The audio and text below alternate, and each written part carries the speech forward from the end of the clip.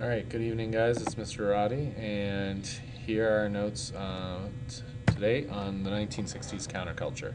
So, title your notes 1960s Counterculture.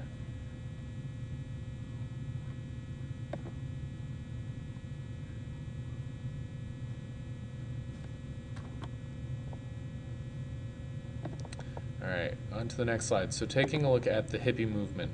The term hippie comes from being hip. If you weren't hip, you were either a square or a pig. And hippies were always looking for an alternative way to live. So you want to make sure that you get down these three bullets here.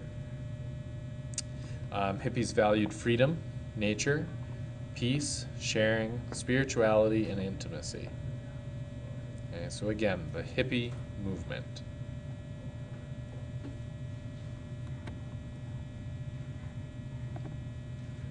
Looking at their way of life in particular, hippies wanted to distance themselves from the mainstream way of life.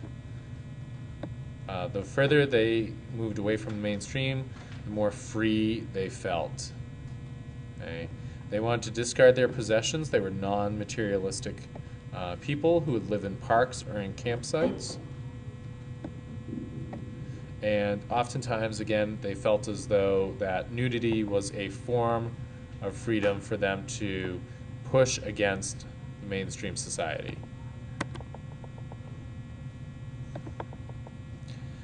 The counterculture fashion.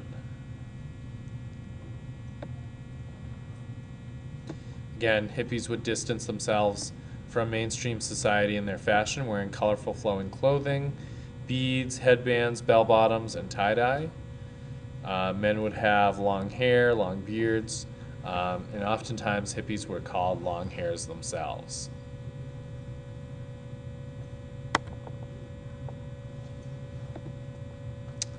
The Haight-Ashbury. Okay, you want to get down the first bullet and the last bullet here. San Fran was the birthplace of counterculture, and oftentimes there would be trips, festivals, and be-ins at the Haight-Ashbury.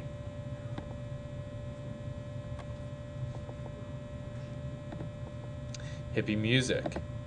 The popular music of the time is psychedelic rock, and that's what really unified this movement. So taking down this second bullet here and understanding that concerts and be-ins were places for hippies to protest, socialize, dance, take drugs, as well. And you had bands like the Band, the Beatles, as well, that would also influence, okay, this culture.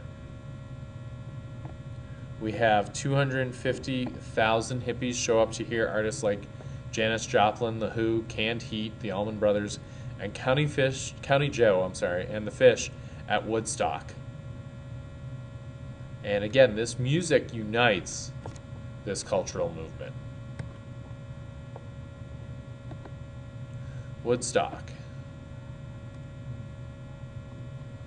Woodstock was a profound religious experience.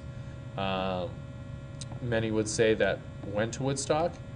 You managed the meager resources that you had, you shared and shared alike, and you tried to ensure that your experience was as tuned in as possible, and many folks utilized illegal narcotics throughout the Woodstock Festival. The drug culture. You want to get all of these bullets down, please, as well. The drug culture here takes a look at how marijuana and LSD influenced this 1960s culture. Okay? LSD and marijuana put you into an altered state of consciousness, which then allows you, they felt, to become more attuned to what your body was feeling and what you were doing at the time. And drugs like LSD were advocated by folks in and out of academia. Sam Kelly, please come to the front office. All right, let's get up one last slide here for you guys to take a look at.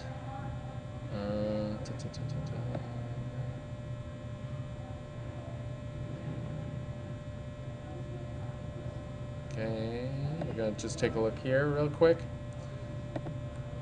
All right, so what were they protesting against? What were hippies really protesting against? They were protesting against the war in Vietnam. Okay, the protest music of the 60s and 70s showed old and new themes. Okay, but this was mostly an all-out cultural assault on specific events. Okay, and in response to anti-war protest, like the song Ohio.